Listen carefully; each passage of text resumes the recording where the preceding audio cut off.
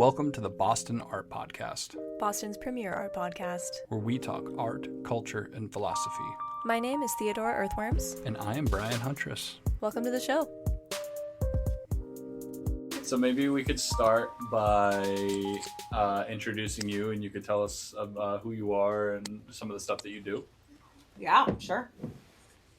Hi. Yeah. I'm Alex. I'm Alexandra Adamo, owner of Alexmakesart, LLC. My lawyer loves for me to say LLC. Okay, cool, Yes, cool. and I have a lawyer because every once in a while I put my foot in my mouth. Oh, So no. yeah, just in case. That's real. So yeah, I am sort of guess I'm a Jill of all trades. I've been a mixed media artist for as long as I can remember, from the days of winning the Veggie Tales coloring contest when I was about 8 years old, which is one of my claims to fame. Another great moment in the journey was not getting accepted into any high school art classes. So Oh that's wow, another, you weren't in the AP art classes? Sure wasn't. I wasn't either. No. I was so jealous of those kids. Right? Yeah. I went to Catholic high school, and I had to draw a bicycle for Sister Janet's class, and I think my 14-year-old response was, heck no. So I decided to just do what I do now, which is shoot off the hip and just do what I want. Nice. So Alexmakesart came out of just being somebody with insatiable curiosity who uses the world as their creative palette. So I've always been somebody who was caught drawing on somebody's walls or upcycling a bunch of trash in on a hike through, my hometown, or taking band photographs, whatever I could do to exercise my creative outlet was really the name of the game. And now at almost 33, this is my full-time life. That's awesome. Yeah, which is pretty wild. So for a while, I was doing a lot of private art lessons, which then turned into a whole insano virtual art program that started as early as April 2020. Wow. Yeah. Wow. Yeah. My husband and I got married on March 13th, 2020. Oh, wow. And yeah. Oh, right at the beginning there, huh? Totally. And that was the day the world ended. Yeah. That was the day. It was the day. That was the day I got sent Holy home from shit. work and didn't come back again. Well, so crazy enough, I was a after-school teacher at the time, and that was the last day that my classroom existed. Wow. Yeah. So I Oh my God. actually called out sick too. It For the wasn't even wedding? paid time off. It was just like, sorry y'all, I can't make it in. And my husband and I were trying to get married. We eloped. We were in Manhattan, and we got married at City Hall and had to cancel our very small wedding about 18 hours before it happened. Wow. Yeah. But we still got married. Well, that's cool. Yeah, and we celebrated with COVID. We just didn't know it. So You had we're like a couple year long honeymoon in your living room. Basically. pretty much. Pretty much. I mean, it became a real testament to the commitment. Yeah. where you're like, okay, that important day that we've been building up to for 8 years, we just didn't go through with it. I've got no job to go back to. What the Yeah. hell are we gonna do? So that's when Alexmakesart really took the front seat, and I manifested all of the serious anxiety and heartache. No honeymoon, no friends flying in to celebrate with us. I'll mention that we also got married on Friday the 13th because the next day was Pi Day, and we wanted to celebrate for eternity our anniversary with pizza and pie. So our wedding weekend was going to be a big pizza and pie crawl through New York City. And we had all of these great destinations planned with tons of like underground pinball places in between. And we were so stoked. And I had to distract both of us from our reality, which was not being able to get a household test because they didn't exist yet. Yeah. Our wedding presents were bags of coffee and washed groceries from our friends in the neighborhood who were terrified to come anywhere near our home. Yeah. And we did, a few puzzles that had a lot of missing pieces, which was really frustrating. But I quickly went into action and started something called Crafternoons on Zoom as early as April 2020, where I'd have anybody who needed a place and an outlet to meet gather around the web, and let's get together Monday, Wednesdays, and Fridays and make cool shit with cereal boxes and whatever else we had lying around. And it was donation-based programming that went alongside the 900 masks that I made out of t-shirt elastic that I made myself by hand. Wow. And old fabric that I had hoarded through the years. So it was when everybody was just bugging out, and again, my heart was just broken. Yeah. I was a after school teacher for so many years, and I loved those kids, and knowing that my classroom was done, wasn't there anymore. Mm-hmm. And that my honeymoon to Barcelona, Valencia, Rome, Naples, and through Sicily, Yeah. right? We had planned going and celebrating Easter for the first time in Italy, which is definitely a bucket list for us. Yeah. So it was just a really hard time, and I thought, hey, if we're selfishly this sad about things that are luxuries, how are people holding up if they're at home for the first time in a stuck place, right? Where folks are worrying about sickness and education and job security and so many other worries that the least I could do was upcycle the things that all of us were going through, right? Toilet paper tubes, the everyday things. And it really took off. I did donation-based programming on Zoom from April 2020 through the summer. Wow. And then by summertime, I developed 10 full weeks of basically an art school called Savvy, Social Art Virtual Immersion. And I partnered up with a local small business in Cambridge named All Routine Press. And they helped me learn how to merchandise. And I was creating these amazing topics like printmaking, drawing, calligraphy, like script squiggles and scribbles. I did a world tour through the paint mediums. I mean, all sorts of really hokey boxes that all these kiddos around the globe were able to sign on and do with me live for months. So all of that stuff ended up taking so much of the pandemic energy and morphing it into sort of the beast of Alexmakesart, right? Showcasing that flexibility during a really depressing time was something that I was able to do, to be ahead of, to be an ally during. And it was fulfilling in some ways, but I realized, and I knew all along that in my gut, I wasn't reaching all of the people that I wanted to reach, right? People who were able to pay for that higher brow program that I put out were able to have their kiddos take those classes. But when I was working in the public school district and doing Crafternoons in the very beginning, that was public access. So after I made a little bit of money and pandemic slowed down in some ways and things went to in person, I worked really hard to figure out how to start pivoting my image so I could be a public access provider for anybody who needed joy through creativity.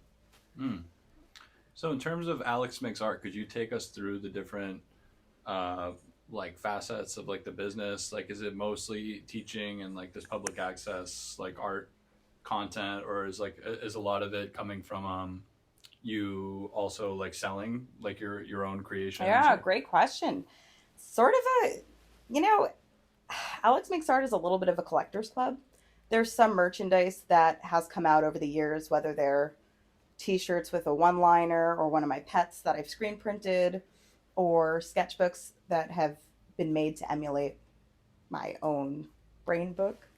as I call them. There's a little bit of swag, but generally the business now is big events that are public access, live murals that people can either be a part of or casually volunteer with, that typically help create public spaces, right? So it could be muraling on a public piano or on a bunch of benches or planters that people in the neighborhood are going to enjoy, or helping me mural, let's say, the boardwalk, where people are going to walk down and smile when they see the engagement.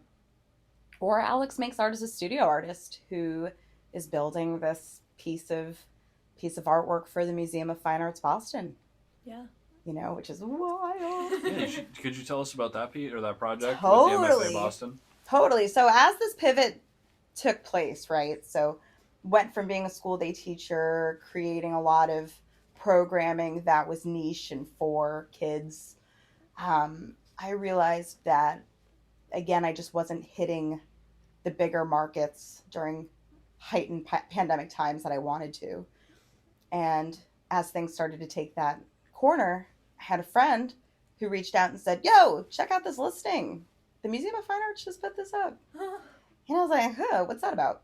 And there was a few buzzwords, which was like 12 public schools, greater Boston area, and community artists initiative, and liaisons, and $25,000. And I was like, okay, cool. Check. Love all those things. Right. And something just snapped inside of me. And I was like, oh, this is my next job. Like, I got this job. This is what I'm going to do. So I sent an email to, the Instagram, and to the person whose email was on the flyer. And I was like, hey, so I'm Alexandra Adamo. I own Alexmakesart. You're going to want to know my name because I think I'm going to be your next artist for the Community Arts Initiative. If you have any questions, here's my email and my phone number. Looking forward to talking to you. Hell yeah. And they fucking called. They're like, so what's up? And I was like, well, I've been doing this needle felting for a while, and I got really serious about it. I have this wooling animal that lives in my house now, and I think that more kids need to know about these bunnies. And they're like, this is really interesting. I was like, yeah, I know. So yeah, I look forward to seeing you guys on the interview, And it was one of those moments where I was just like, no, like, this has to happen. Like, this is the next step. This is the next step. Working with these 12 groups of kids, letting them meet these bunnies, like, making this big fucking installation. So I'm able to do a lot of things at once. So I was still running the business day to day, doing events, doing all these other things. But I was really serious about putting together this grant proposal, my very first grant proposal. I've never applied for really anything before. Yeah. And I took a little sabbatical. I went to Austin, and I worked with one of my besties to make sure that I was checking off all of the things on the qualifications list to make sure that this grant was official, right? That I was doing the right thing. Because I was like, all right, I don't want to mess this up. I already let him know that I was really serious about being a contestant. So, just double check. And so I started going to the Zooms and hearing about this position from November 2021, submitted my official proposal in January 2022, went through a few rounds of interviews, and then found out in mid-March 2022 that I won. And I was like, yeah, okay, cool. Talk to you guys soon. And then I think it wasn't until August I really signed the paperwork and did a presentation in front of the group of people. And I felt so at home. Yeah. I was just like, yeah, this is what I'm supposed to make right now. I hope you guys are stoked because we're doing it. It's going to be great. And it's been exhilarating. It's been really fun. I mean, I'm sitting with you guys right now around like pounds and pounds of wool. Like, how does this not make you happy? Put your hand in this bag, Brian. I will. Feel this wool. Oh yeah, that's very soft. It's ridiculous. I want to feel the wool. Feel the wool. Wow. So is it? Oh, Yeah, go what ahead, do you Theo. think? Yes. I love it. Yes, ridiculous. I know we talked about it a little bit before we started recording, but can we talk about the bunnies? Oh, yes, please. So there's a nearby farm that has these bunnies, and they're docile, beautiful show buns. Yeah. But there was one bunny that was not a part of the magical bloodline, and his name is Rufus, and he is a naughty little bun that was dropped off from a family who was allergic to him. Oh. And he does not have any of the mannerisms that any of these chill bunnies have. He stands up like a dog. He's not neutered, so he's very confused on, who he loves. He thinks it's me. He thinks that we're meant to make bunny babies. He is extremely mean to my poor husband. Oh no. He lives to troll him. Anytime he's near Kenny, he knocks over his water. He bites his pant legs. He turns his back on him and stomps his foot. And yeah, I mean, from the moment I saw this freaky bunny, I was like, that's my baby. I was like, I don't think I could have had this baby, but this is my little spawn. And, I was a big fan of making cute sculptures and things out of felt, but I have this, I don't want to say it's a problem. I think I'll go back to my phrase of insatiable curiosity, where I just take things too far. Yeah. Like I can't take things at a normal rhythm or pace. So I was like, well, I love felt, so I should probably have a wooling animal that I can yield wool from and do the thing that I love doing. This is just an extreme way of respecting the medium, right? I mean, this is the natural next step, is to give this little freakazoid of a creature. So my husband and I brought Rufus home for the winter, and I spent maybe the first 3 weeks crying out of humiliation because all he would do is spray me. Oh. Yeah, which is just disgusting. It's like, yucky, unneutered bunny thing that happens when they're very excited. Yeah. Nature. And then I just got over it. He just became my little all-around companion. A studio bun, take him in the backpack, bring him to Trader Joe's. Oh. He's just my dude. And I thought, even though Rufus isn't really the family-friendly bunny to bring around to the chitlins, Right. there's this whole women-owned farm that has these bunnies that they can experience and learn where, another strand of sustainable wool comes from in their own backyard. Wow. It's right down the street from them, and it's not that far out. Yeah. And as a city girl, like, when have I ever thought that there were these Ewok-like bunnies in my backyard that could give me something that connected to an art medium that could, both yield so much joy and creativity. Yeah. So How do you process the wool from the time the bunny grows out its coat all the way to the sculpting process? Like, how does that wool get processed and turned into an art material? Oh, so the way it works is I've got to get the wool off the bunny, and I do that by plucking him, right? Grooming a rabbit is a huge bonding process, and he loves it. He sits there and purrs while I pluck the wool off of him. These animals are so darn clean. They take care of themselves really well. So he maintains clean wool that I'm able to use raw once it's plucked off him. Wow. And it happens in cycles. So every few weeks I'll go through the process, but usually week to week. Sundays are usually our grooming days. And I hang on to it.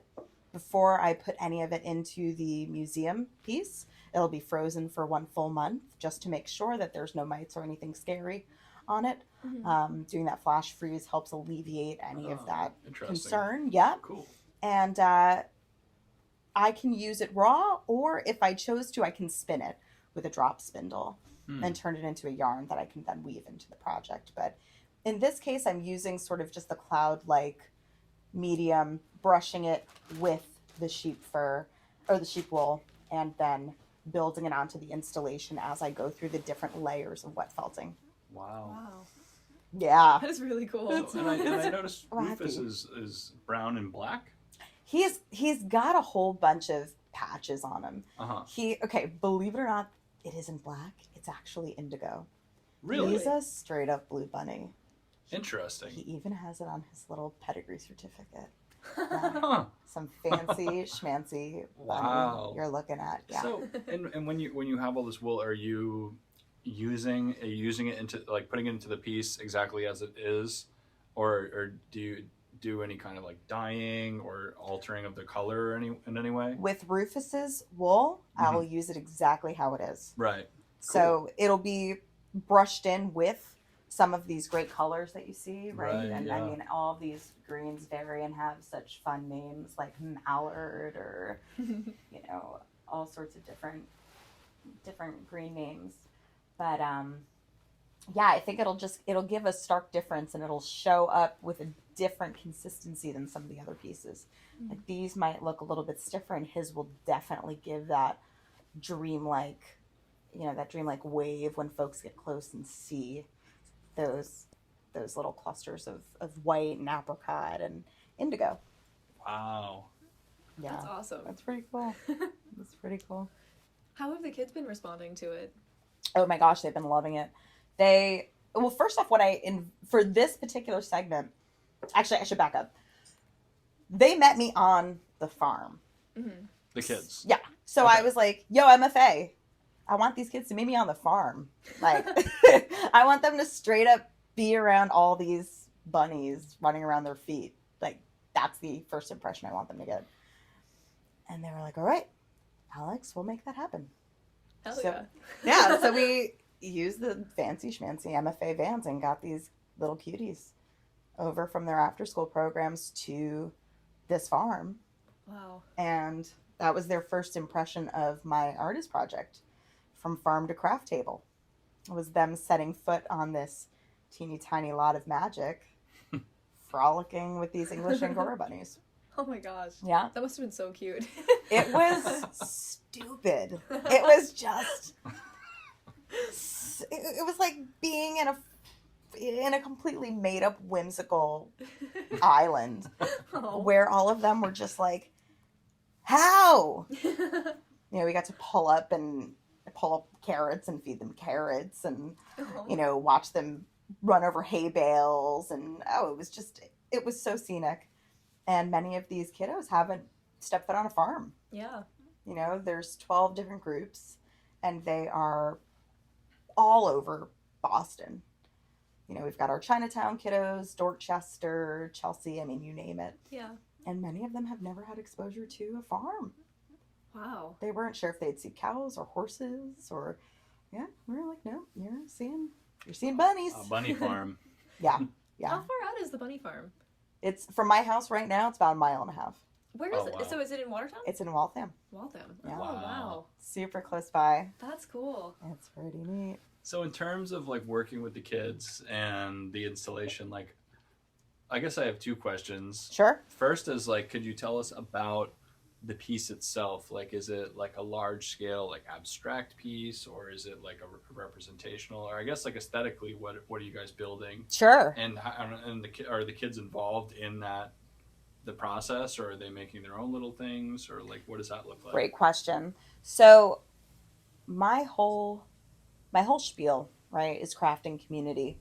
And this piece is going to be one massive landscape that's built off of these 12 different islands almost, right, of classes, of after school programs, of kiddo clusters. And each of them is making this big vessel. And these vessels will connect to each other, right? And these vessels have got pieces that are, oh, duh, I can show you right now because you're in cool. my studio. So, all right, let's see.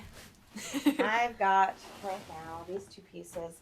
So the first part of this is these kiddos are constructing their Oh, own cool. little fantasy scape. Oh, I see. These pieces are going to be right now I'm showing you guys a piece from the Dorchester group. And what they got was a whole bunch of different colored felt. I sort of meticulously chose a bunch of colors that were different for each classroom. I gave them also some fun pieces, like these little bits are called neps, and these shiny little sparkly bits are called fire starters. And what I encouraged them to do was think about what it would look like if we were in space, zeroing in, looking at this big landscape, how we would want it to come together. So these kiddos got really into it, and they're like, oh my gosh, this will be land, and this will be earth, and this will be more earth, and this will be a landslide, and over here will be a big pond, and this is where my family lives. And it was just super cute. And all of these kids have been having the opportunity to not just make these, but to also create these giant roots, right? So if you can picture one big landform defined by these really excited kids who are having this chance at being able to create whatever the heck they feel like they should do with these glorious pieces of felt, right? That's what they're doing. From each vessel, there'll be a suspension of big tendrils, right? The roots, which physically show the viewers that they're looking to be rooted, to be grounded, to be connected, right? Those roots won't hit the ground. They'll be searching for that ground, which is kind of what all of us are doing in life, right? Like all trying to figure out where we belong, how we fit in, how to grow in the places that we're planted. After they finish these really great felted panels that I'll connect to each and every vessel, they'll also be asked to create a little sculpture, which is going to be needle felted, which is harder than wet felting because you use a super duper sharp needle that could really hurt you. Which I think is actually the most fun, is like giving the power of something so, it could go one way or another. Could be a really great experience in being careful with a sharp material, or it could be really alarming to know that a teacher you've met a few times is trusting you with this barbed needle that should probably just be for grown-ups. But I really believe that kids given the right instruction and coaxing can do anything. One of my top 5 favorite things to do is give kids power tools and see what happens. I love that. Yeah. The responsibility comes quicker than you'd ever imagine. It's kind of amazing.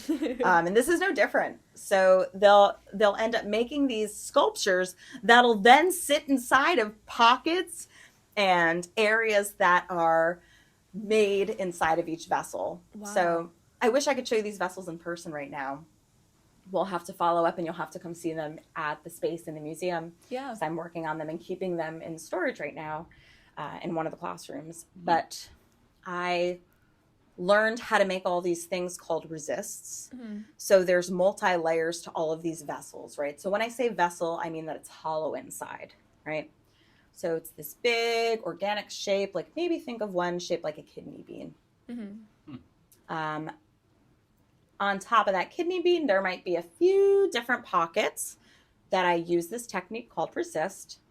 So I kind of put like a piece of styrofoam between some of the wet felt layers. So I was able to go and cut pieces out and then use some of those cut out pieces as pockets. Yeah. That's where I'll put these kiddos' little sculptures in. So it'll be like one big treasure hunt.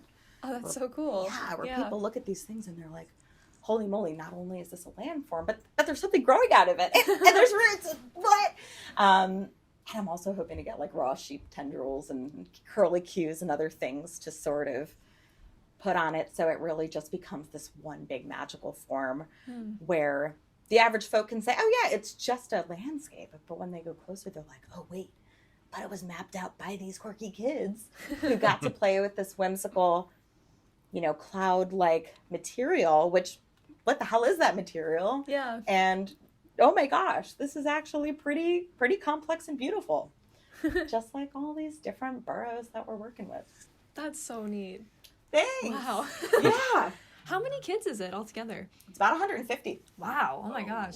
Yeah. So it must be a really big piece then, or will be. Huge. It's massive. So just for the sake of comparison, I'm about 5 foot. And I really like to work big. Yeah. Maybe it's like a Napoleon complex kind of thing where I'm just like, how big can I get? And this piece is estimated to be like 18 feet high and like 38 feet wide. Wow, that's so cool. Oh, yeah. Yeah, I have no idea how it's going to come together, but it will.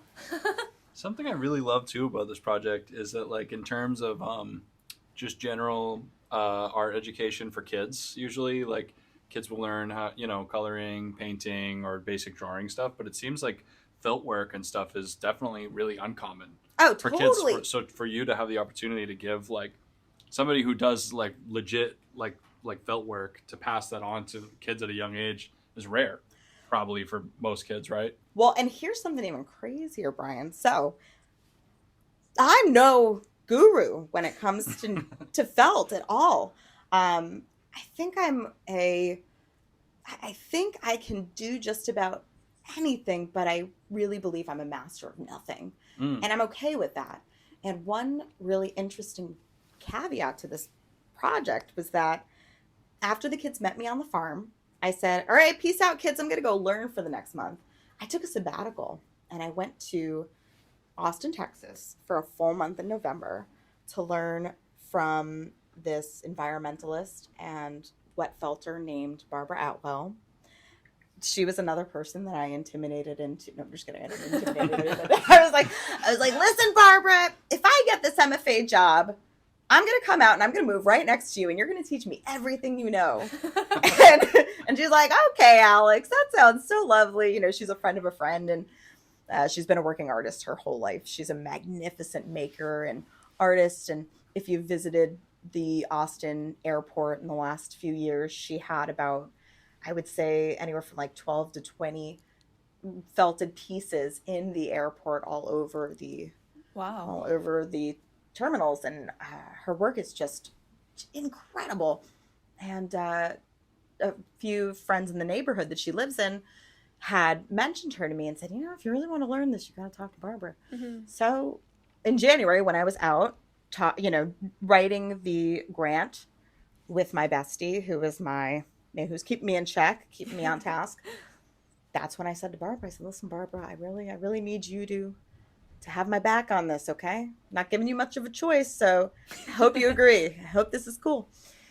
And November, I spent the whole month living next to Barbara, waking up, rolling over to her house, and we would have these like 8-hour days where we would just sit next to each other and she would teach me how to wet felt. Wow. Yeah. We did everything from crunching numbers on ounces to figure out how many ounces of wool I'd need for each vessel.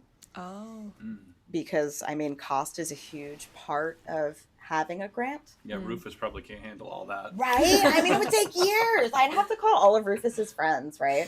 Which at this point, because he's so randy, I think they were more foes. They were just like, oh, Rufus, boundaries. And he's like, whatever. So I think that, I think Rufus was really my only hope at raw Angora. So you're right. I had to think fast and contact, this is another funny element of this whole thing is, I really love keeping things as local as possible. And Barbara had introduced me to this super great felting company in Dripping Springs, Texas, called Living Felt, which is one of the first people who really pioneered the love for this felt work. And all of this stuff came from a woman-owned business that is connected to all these international wool artists, because it is a super niche. There's really not a humongous amount of known felters, right? So the network and finding this stuff is pretty small. But Barbara had shared her wisdom with me and given me that one-on-one incredible lesson and rhythm of how to make these things come together and work the way that I had hoped to make them work for this installation. And then being able to find this great business allowed me to go in person and look at like 18 different greens in the, in real time and say, oh my gosh, I think these are the colors I want to use and bring back to Boston for this installation. So every part of this has really been pretty kismet. I mean, there's a good balance of luck and passion and people helping people to make all of these skills really translate to where they needed to be. Yeah. But that's kind of the name of what I do. I don't claim to know it all, but I claim that I could probably figure it out if I try hard enough to channel the right people. Yeah. And I think it's important for the kids to learn that too, that Yeah. it's okay to not know it all, right? You can practice and figure it out.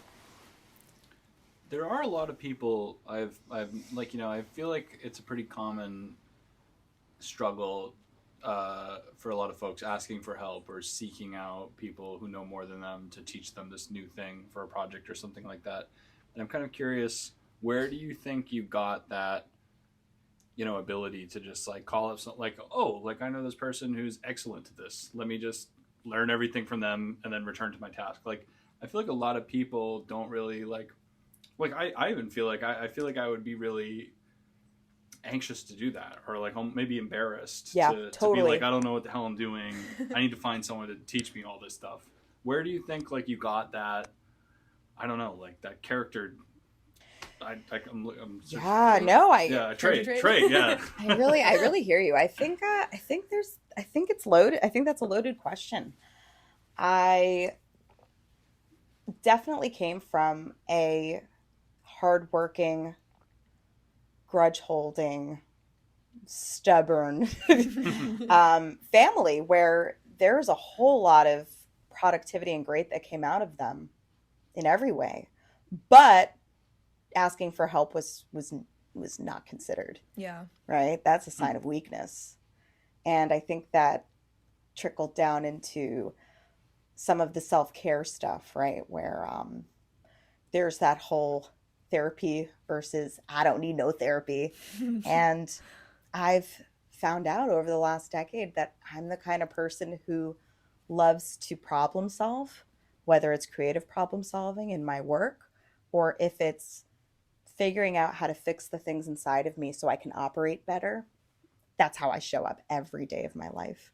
So whether that is because I have a phenomenal therapist who I love and trust, if it's because I challenge my body to do great things that'll emit endorphins so I can positively keep going and pumping, right? Or if it's just hearing out people and trying to understand the good in them, even though they might have really turned me off in the parking lot, right? Stopping them and being like, hey, you just cut me off. That wasn't cool. Are you in a rush? Right? I really also attribute working in a classroom and learning the growth mindset.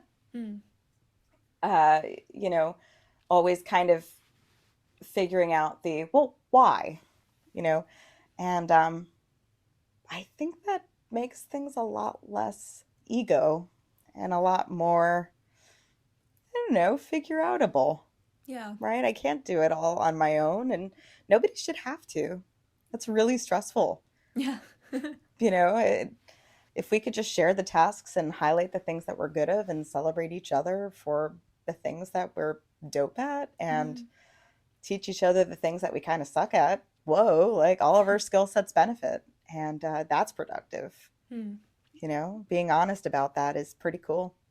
And I feel really gracious for the friends I have in my life who show up for me. And that's the biggest reciprocator, right? And I show up for them. And that might mean, helping them write a big essay, or it might just mean, making banana bread and leaving it on their porch when they just got home from a trip and the trip was a big flop. So I hope that answered your question. I think it was an excellent answer and really inspiring too, because I think a lot of people believe that, like by accident in some ways, that, people with that kind of confidence or that like that curiosity that you're talking about. A lot of people might think that if they weren't born with that, it just in them, that they'll never have it, and or something like that. But to hear that, correct me if I'm wrong, obviously too, but to hear that, this is something that you developed and worked on and honed in its own right. Sure. Yeah, like that probably, I don't know, like, even just hearing that from me, like I feel like that's really exciting to know that, seeing other people. That it wasn't hashtag born this way. That, right, there you go. That it takes work to be okay. Yeah, I mean, that's the totally. truth. That's the fucking truth. And I really try to be a candid person about that, right? Because I think social media can be really misleading. Yeah. Where we're like, gosh, how are these people so perfect? And I'm just like, yo, I can't get out of bed for these last 2 days. But I know if I drink some more water, maybe I'll be all right. Right? Or, therapy works. How could it not? Yeah. Talking out your shit and not needing everybody who passes you by to be your soundboard. Yeah.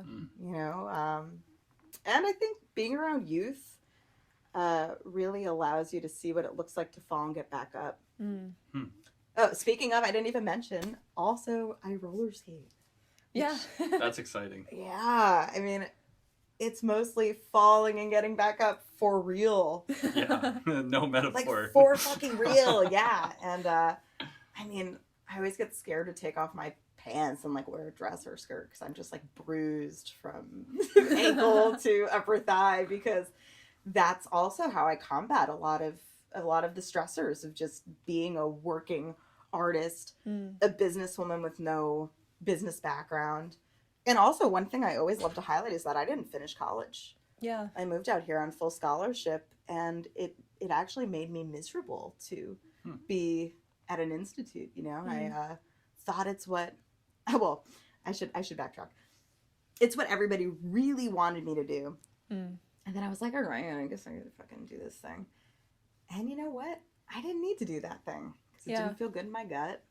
And I had 2 more classes to finish my degree, and I was like, you know what? This isn't where I need to be right now.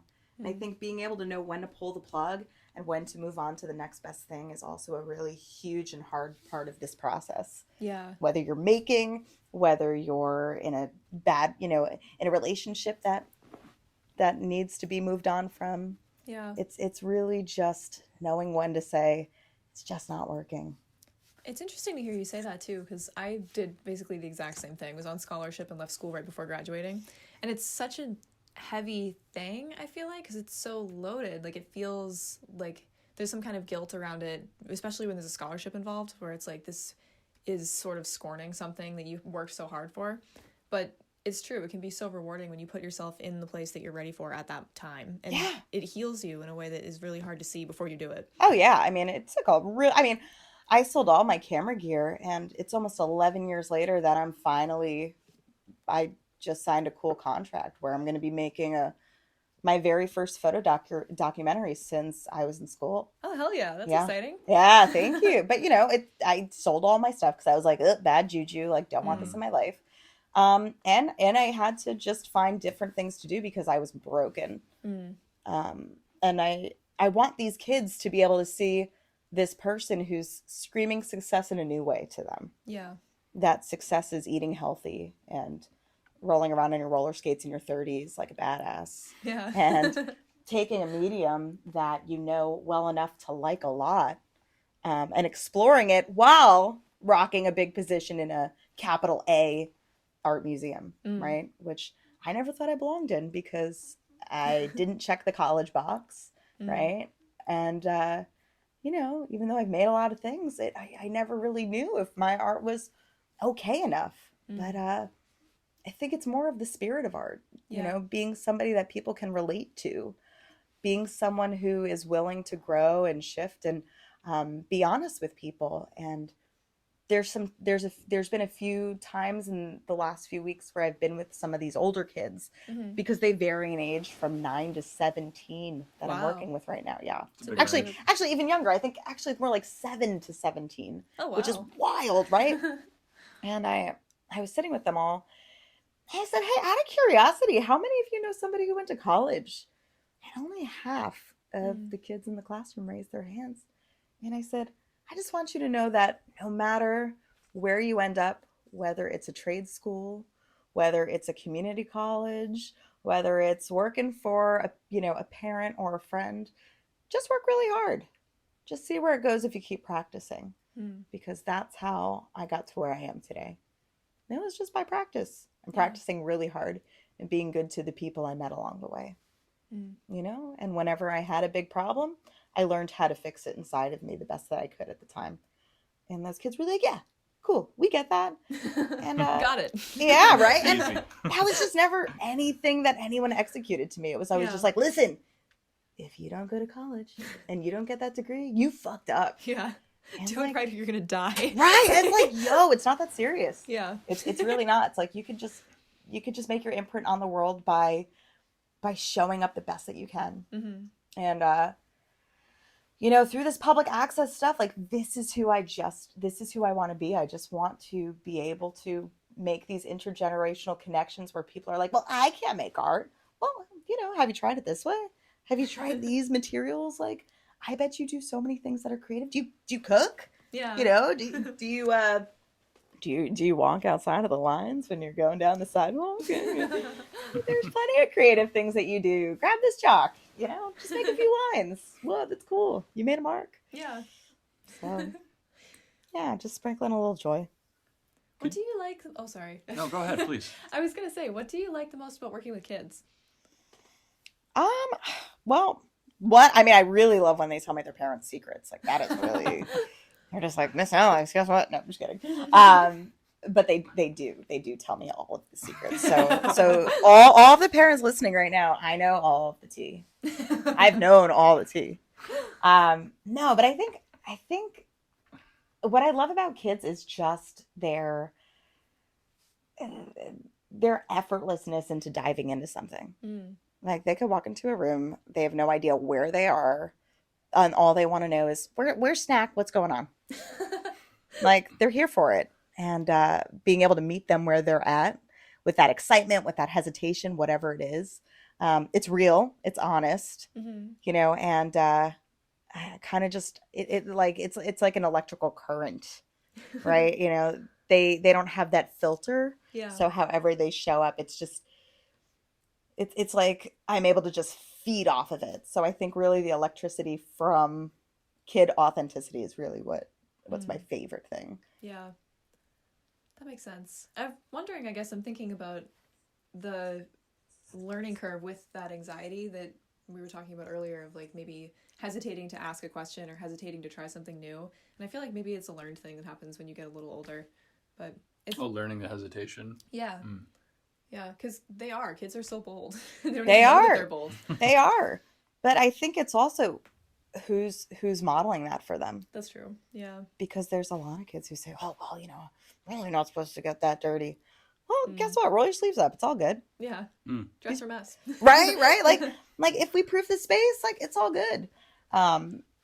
Funny little anecdote. My hubby and I had piloted, but right before a pandemic happened, I was starting to dabble in classes because I was getting ready to make the pivot to full-time Alexmakesart, and eloquently end my year of teaching in an after-school program, not the pushed out because of pandemic life. But my husband and I had these classes called Teeny Tiny Tinkers. Oh. It was really cute, where we would invite all of these families to just come make a big freaking mess with their kids. And we would do all these things that, I feel really confident in curating experiences that lead to like great products that don't get recycled right away. It's like what I pride myself in more than anything. So we would do these, I'd mix some shaving cream with a little bit of glue and have the right type of materials that kiddos of any age could dab with, and they'd make these like adorable little polar bears, or they would do these cute things that were inherently messy. And the parents would freak out every time.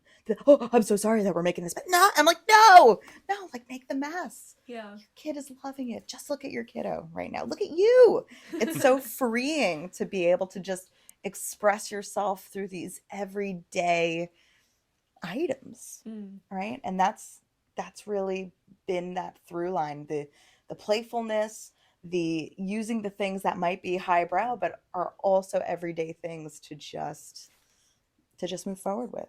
Mm. It's so possible. It's so good. Yeah. And then whatever medium you're using or what you're making in that moment, you're taking with you as that student the lesson of experimentation. Just doing whatever feels right. Totally. That's cool. Totally. I mean, cardboard, right? Yeah. Right? Like, you saw that kid who made that whole arcade out of cardboard? No. Oh, it's so good. I'll have to send you that video. It's this little magical kiddo of the universe who, yeah, it's a great watch. You know, I'd love to hear your thoughts on. I've noticed you're using the phrase public access a lot. I'd love to hear how you came to that direction, because I feel like a lot of people teaching or putting their art out there, there's like a lot of, entrepreneurial money making or privatizing or paywalling kind of idea. But I guess I'm curious, like is it kind of like a Bob Ross inspired direction of just putting happiness in art? No, it's a poor kid who learned from the library. Honesty. Again, like all soul developing, right? It's all stuff that you learn about yourself as you get older and how things connect. And when I think about the greatest ways that I've learned how to make art, right? Education wise, it was either community college, public access television. Pappy Druitt, anybody? I mean, did you remember Pappy Druitt? I haven't heard of that. Oh my gosh. Pappy was this kooky guy from Vermont with a magic pencil who would go through the woods just creating all these cartoons as he drew. Oh, you have to go investigate this. It's really, I mean, it's a little creepy, but I'll never forget Pappy. Yeah. But really, the power of free television, things that the library offered, my art teachers from the time I was a kiddo. I went to public school for a little while before I was too naughty and had to go to Catholic school. And when I went to Catholic school, the only thing we had access to was Sister Pat's art card. So it was very mundane. And my mom is a very clean Italian woman who likes absolute no mess, feng shui all around. So I really only had access to colored pencils that fit into a tiny 99-cent plastic container and copy paper. So I was making zines from the time I was really young. And again, like participating in coloring contests, right? Because it was one sheet of paper that you had your chance at drawing and maybe winning a $25, gift card to the grocery store. But all of those things really dictated who I was, right? Maybe that is why it felt icky for me to go to a university. Maybe it's why I wanted to always be in more co-op settings versus refined maker spaces. Yeah. But when I started to do the stuff on Zoom and had that dichotomy of craft afternoons on Zoom donation-based sliding scale, and then had Savvy, highbrow, $465 a week for 15 hours of programming, box component, sexy art materials, I realized where my gut felt, where my gut sat on all of it. And I was like, shit, man. Like, I just want to reach the people, like the people who need this. The people with money will always be okay in one way or another, but they can join too if they need it. But I want to make sure that it's folks in senior homes and, kids who have families that work weird hours and siblings who are taking care of their cousins and are on foot after school, or can park their bike easily and meet me at the beach, And I started to realize that's who I am. Do you know what I mean? When I was in my teens, I was taking the train into New York City and I was trying to figure out how I can stretch $20, right? And it's like, I've got this pen, I've got a $2 pizza slice. Like I could be here all day if I just keep walking on my feet, writing on the walls, right? It doesn't take a lot to feel that spark. And public access is just so attractive to me. It reaches so many people who need it. And that's who I want to be. I want to be the person for the people, whether they're queer, whether they're disabled, or whether they just need a friend. Yeah. Because I've been in all those different brackets, and sometimes just having somebody hold your hand through it is really cool. Yeah. Having that superficiality or that ego that sometimes scares people away from a big word like art. Yeah. And the thing too is, it's not to take it away from anybody that has money or access, but I feel like kids that grow up with money usually also grow up going to museums from the time they're little kids, or feel really comfortable in art classes or spaces where they're talking about like poetry or music. And somebody that maybe doesn't come from that background might not have been introduced to these concepts with the same kind of depth. Like, not even had a chance to interact with it. Exactly that. And really, it's more of just leveling out everybody, so we're on equal playing fields. Yeah. It's less taking away from one group and more just heightening up another area of a neighborhood that might have just not been able to get to that place yet. Yeah. Right? So everybody can have a seat at the table, because some people are already there, just like you mentioned, right? Yeah. They might already know the bus route, or they might have already had those experiences. But what about the people that don't have that etiquette yet? How do they get introduced? And I think they need somebody to meet them at ground level. And the experiences that I've been propelling definitely meet people there. Yeah.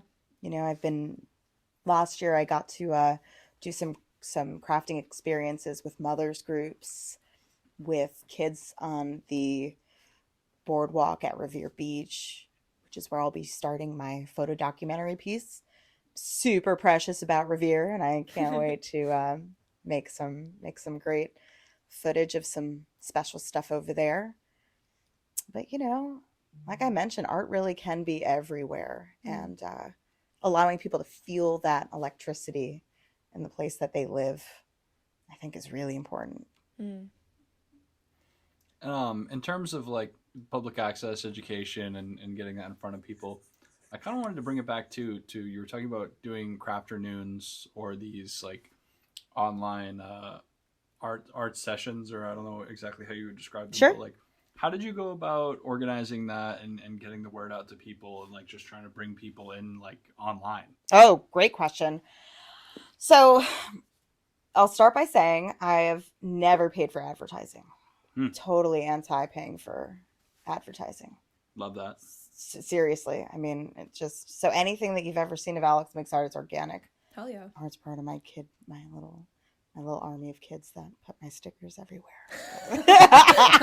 Especially the naughty teens that have been growing up with me for years. They all know the drill. Yeah. So if you ever see them anywhere they shouldn't be, it's definitely the kids. It's never me. But, that's a great strategy. Oh, for real. Awesome. It's just the kid. It's Street the kid team. army. Yeah. It's a total street team. That's exactly what it is. Chalk. I mean, a huge way I've gotten people to know what I've done is through chalk. My mom yells at me all the time about it. She's like, "You gotta stop putting that in front of your house." I'm like, "Oh, whatever, Mom. They want to find me, they'll find me." But for a long time, I just advertised on my sidewalks like crazy. I mean, I would just write up and down the street, or I'd go to like a busy place and I'd just write my handle or my Zoom or something, like wherever people would see it. I'd put up flyers at libraries, coffee houses. I mean, I guess that was pre-pandemic. Online, it was Boston, Boston events that don't suck, anything free, contacting libraries, having them blast it. I don't want to say trolling people on the internet, but I just like tag everybody that I knew would be able to give good information, whether it was like Find It Cambridge or some of these other hubs. Again, I am somebody who uses all of these websites to find great community happenings, so they should know about mine. Yeah. Right. So, and it was all because it happened so before anybody else's. It spread like wildfire, where parents were, I mean, this was kind of the beauty of the pandemic, where people were able to hang out with their cousins on a different coast, right? So you could hang with your West Coast cousins because everybody's home. Who cares about school? In the very beginning, nobody was going to school. So whether it was 9 o'clock in the morning in California or 12 o'clock here, like everybody could chill. Yeah. It's just a matter of like lunchtime or morning snack. So people were sending parent board emails. It was going around a lot of forums. Yeah, I mean, I couldn't even tell you where it went, but the places I put it were always free. Yeah. Yeah, those are all an excellent list of Anyways. amazing I grassroots mean, promotion ideas. Y'all know Very good. Harold and the Purple Crayon? Yes. Like, Yep. that's like who I am in real life.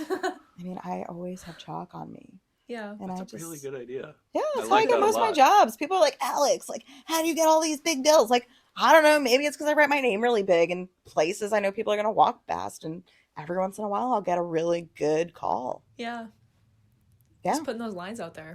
For real. Yeah. That's really cool because that guerrilla like street marketing, Yeah. people usually default in their mind to spray paint or stickers. Mm. Yeah. Which is like, a big risk. Yeah, well, guess a lot of what? people. Chalk washes away. You can't yell at me. Right. Yeah. Right? There you I go. mean, and I know that because. And it's so you simple. know. I would not have thought, I'd never have considered. Yeah, well, doing now it. you know my secret. Now Love everybody it. knows my secret, but I'll put him on blast because he's one of my really great friends now.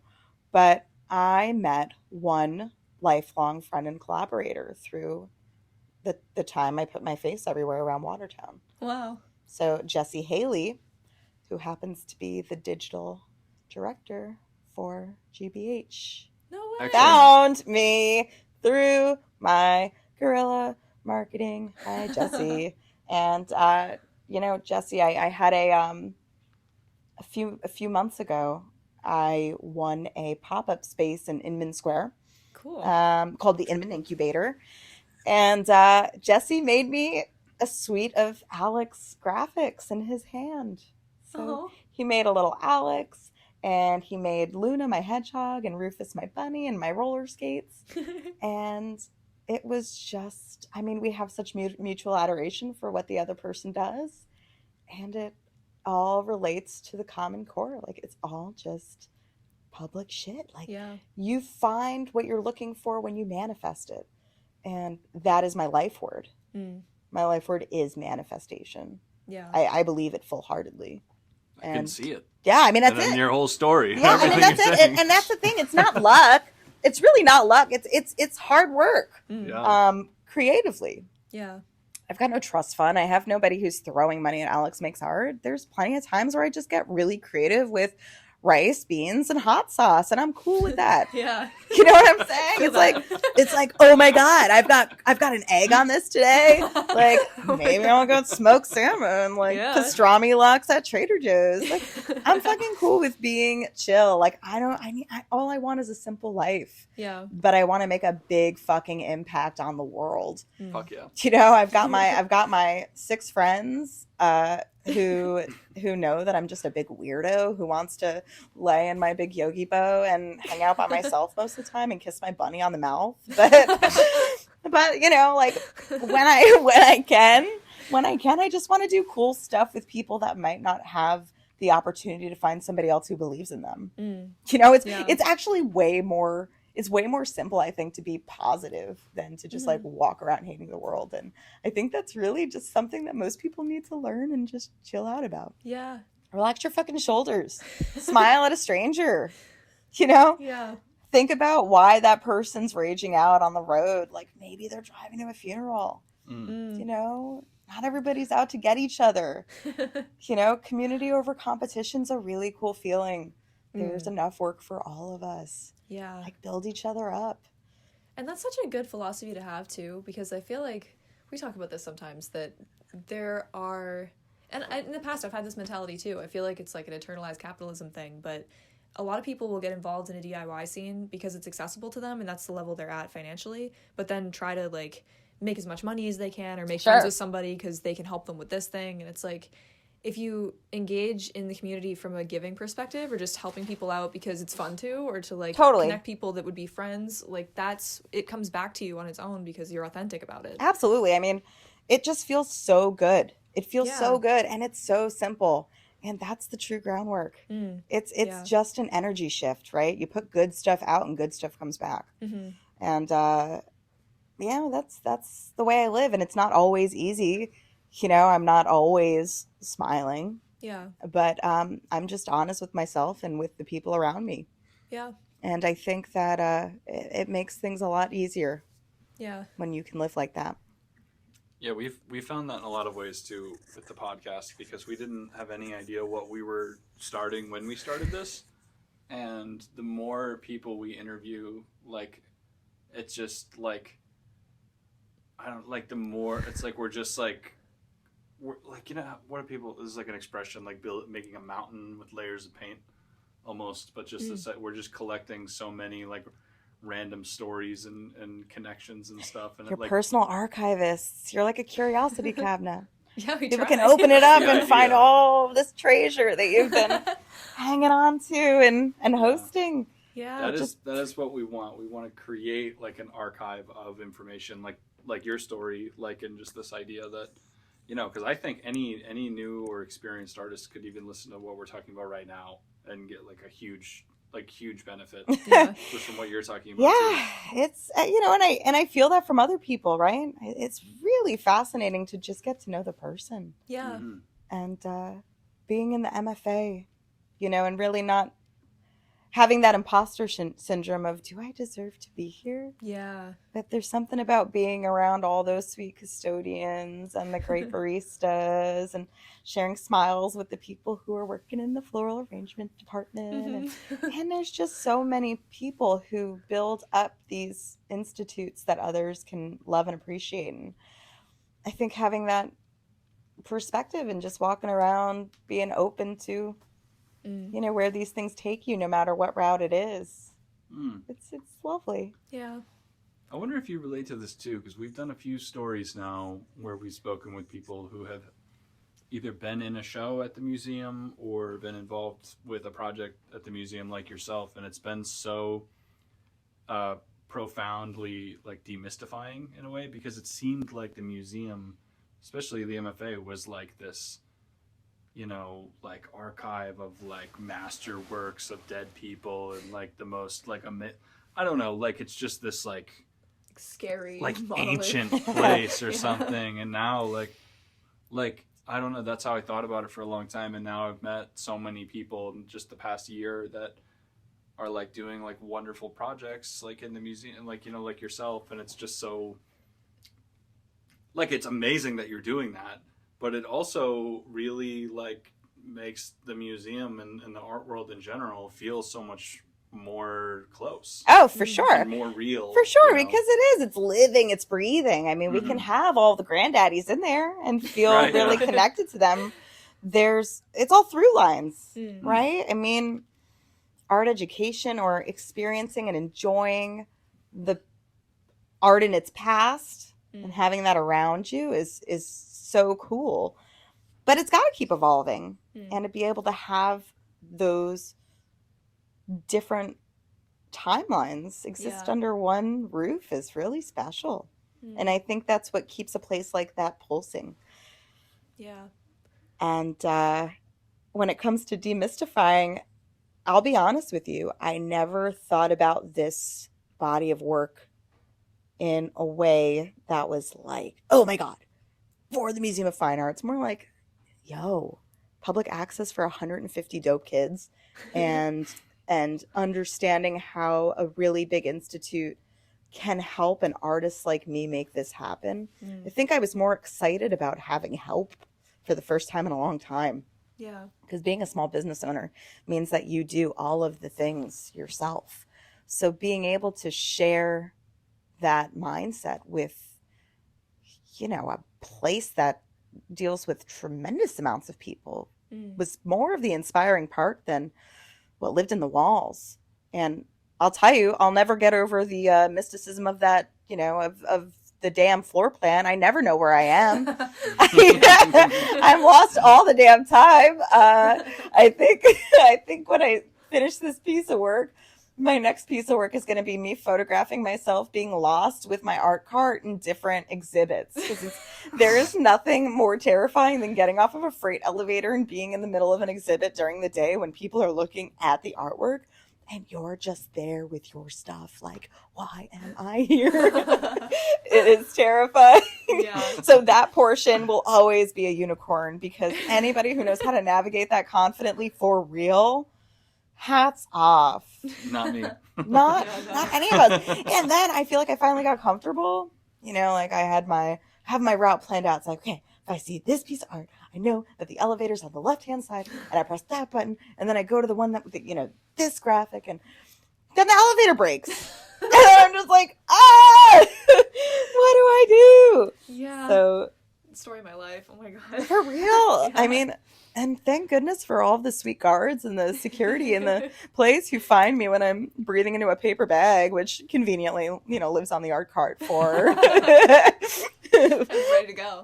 for said anxiety attacks that ensue. But I'll tell you that's really been the most daunting part of the whole puzzle for me. Has been, where the hell am I?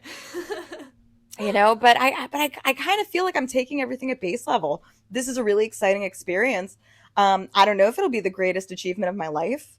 I don't know who it'll speak to. I mean, maybe it's one of those things that people will look at and they'll be like, well, this sucks. But more than anything else, I'm just having fun making it and meeting new kids. And there's a few kids that have never touched felt that are just, they come up to me and they're like, Miss Alex, this felt so good in my hands. Oh. And, and for me to be able to give them permission to not have to worry about listening to me talk about the history of wool, because I don't know it. Like, I really don't. I mean, I know a few fun facts because that's who I am. I'm like, oh yeah, they used to take soldiers' hair and needle felt that. Like, what? Like, that's like the baseline of like what I know. Yeah. And that they used to make like Mongolian panels for housing. Like that's about, Oh. yeah, right? I mean, tremendous, but then that's about the extent of really what I know about wool and felting.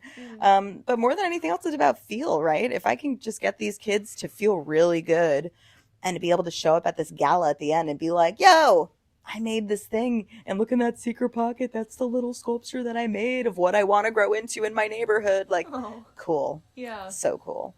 But yeah, again, just trying to keep it on base level and just kind of excited to live. I'm excited to see where things continue to go. Hope I make a cool TV show one day. Yeah. So let's manifest that, In progress. right? I start tomorrow learning how to use production gear with Revere TV. Oh, so that's seriously in the works. Well, as a TV it's show. gonna. My actual TV show will take a long time, but I'm putting this out there. This is my manifestation. I just want to make a cool TV show. Yeah. I want it to be on Vice because I want it to be like a little weird, Right, badass. right? Because it needs to be like, oh yeah, this is really educational and special, but fucking weird. Yeah. So yeah, Midnight yeah. Gospel kind of thing. Yeah. Or maybe like a 10 p.m.er, Yeah. like where it's like, it's like, it's not quite there, but the kids are sleeping. Yeah. But yeah, I think the friends I've been making though at the museum is like the coolest part of the experience. I believe it. Yeah. Like you guys. Oh, yeah, I suppose so. But it's been cool just to meet other people that are making stuff behind the scenes. Yeah. And in what other world will I get asked if I can use somebody's dryer lint for my sculpture? Someone offered you their dryer? Sure did. Wow. Sure That's did. cool. Yeah. Is that something you could use? Maybe. Seriously? I don't know. I'm gonna try. I don't know. I mean, again, right? Like shooting off the hip, y'all. Like Right. maybe it becomes my new favorite stuffer for these vessels. I don't know. That was someone at the museum. Whose dryer lint was it? It's totally Chris's. Of It's course totally it was. Chris's. He's probably listening to this. What's up, Chris? Shout Yo, out. and the funny part is, and this is just the way that life works and how funny and awesome it is I didn't even meet Chris working in the same place. Yeah. Met him in the fucking alleyway where I was being a little naughty. And so is he. Even though it was a public access alley and we were totally allowed to be doing the things that we were doing, but It still feels naughty, though. it We were felt there last naughty. night. Yeah, it Yeah. felt naughty. And, being able to create spaces like that for other people to have that rush of, oh shit, I'm painting on the walls. Well, yeah, you are. Yeah. Don't paint on your own walls. You might get in trouble. Yeah. Most of us are renters here in this city. But, being able to set up these spaces so people can just do it. Yeah. Just try it. That is a really cool thing that the city has. Right? For those who don't know, the public graffiti alley in Central Square. Central Yeah. Square. Yeah. Yeah. Yeah. It's a pretty miraculous place. Speaking of, did you know that I did I muraled the City Hall benches? Did you really? I did. That's exciting. When was Yeah. that? A few months ago. It was, we switched them over from Pride to the progressive flag. Nice. Yeah.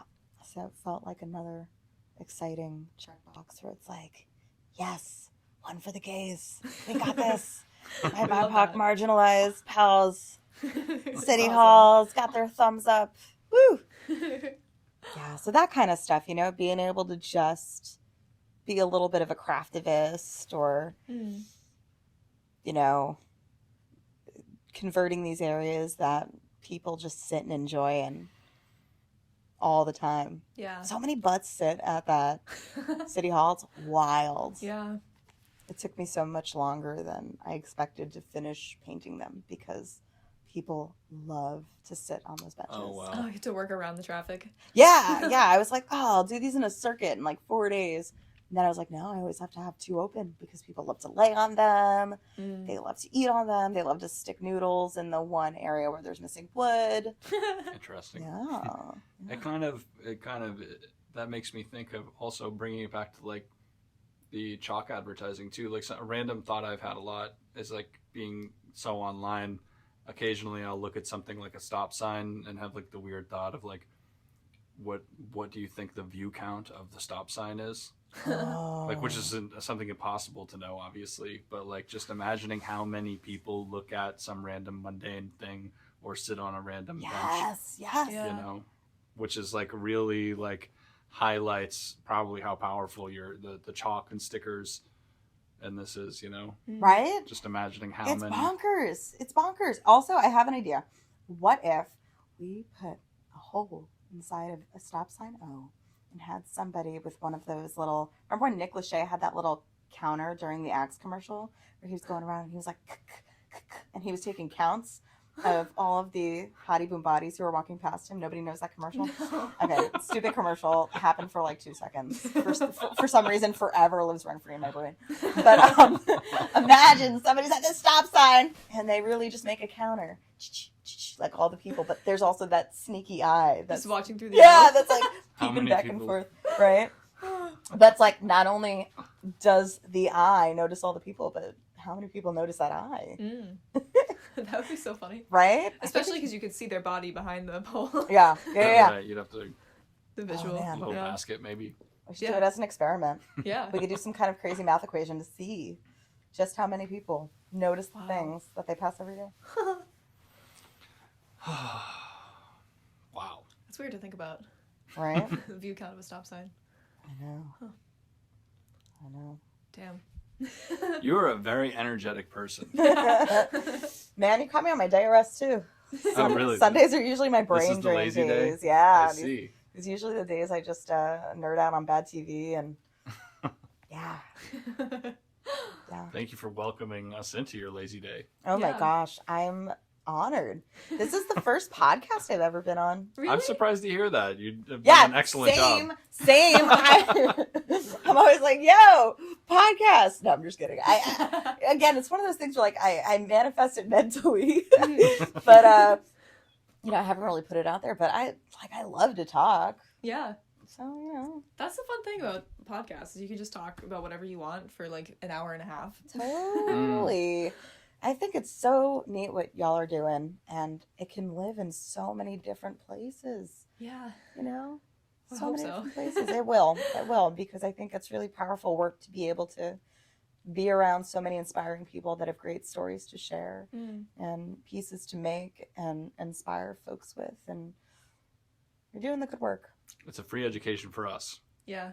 Definitely. Yeah, That's At the very least. Yeah, The for secret sure. win. Yeah. for sure. Yeah, my ultimate goal is for these to one day just become archival recordings that they like put in a fucking library or Yeah. something. They should. I don't know. They can live on That'd a be cool. almost like a periodical table of elements, just tiny little tiles of all the great people that you've collected over the years. Yeah. Just each have their own button. Right? Exactly. Yeah. Exactly. Yeah, a little That would be QR sick. code next to it. so Yeah. There we go. Wow. That's a Ah. really interesting idea, actually. If anyone from the BPL wants to hit us up, we'll send you an email.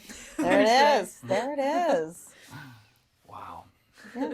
I could do this all day. Yeah. Let me know anything else you need help figuring out. bounce them off.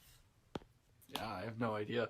I think too, because like we're like it's like one predicament that we've been in for a while. We're being patient because it's still a relatively new project, but in terms of like public access and education and stuff too, like we obviously hope to make this podcast like our job.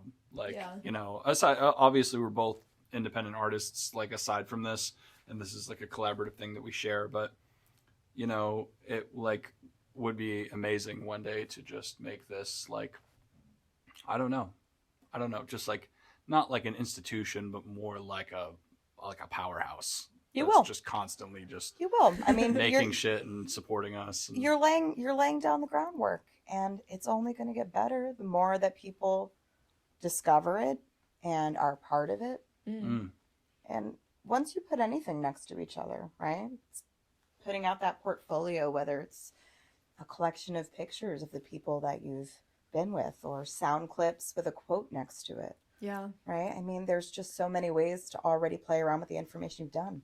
I can't wait to get the set of cards that you come out with one day or the 365-day everyday pull apart calendar. Right? I mean, there's so many ways that you can showcase all this greatness and educate. And, oh yeah. Sorry, it's me. It's Rufus calling. Oh. Saying, Mom, I need a kiss. Yeah, I'm really not surprised that you're getting the success and these opportunities, because just in this short conversation, you just are filled with great ideas. Yeah. And, Oh man, and information. cut it out. Don't worry. No, I think it's like my double-edged sword. It's like I don't know what to do with them all. Right. Yeah, you'll have to do like consulting or some shit. Well, Jump on random teams. I do a lot of consulting. That's Oh, awesome. But yeah, I mean, I hope that that's where things move. I mean, right now I'm going through a massive overhaul where my website is getting a big facelift and reconstruction to really pivot from all of the great things that I created during pandemic to where it is now, which is working with Harvard and MIT and Cambridge Public Library and all museums and all of these great things, and showing people that this archive exists. All these great things have happened, but this is where they're going. And I hope that there is space for me to be that ideas person who could be like, and I'm firing off another idea about a mobile art residency that I want in my backyard, which another manifestation, y'all. Yeah, it's coming. I mean, there's just so many things. But yeah, I hope that I can get to that place where, I get that cool person who can help me make my appointments. So all I have to do is thumbs up, thumbs down. Yeah. And I get to travel and make this TV show I dream of that I hope I can talk about, really seriously in a few more years. And, and just ignite different communities around the world and teach people how to appreciate each other and the creativity that lives in them. Yeah. That's it. It's really that simple. It's like just showing other people what already exists. They just haven't tapped it yet. That's fucking sick. Right? That's awesome.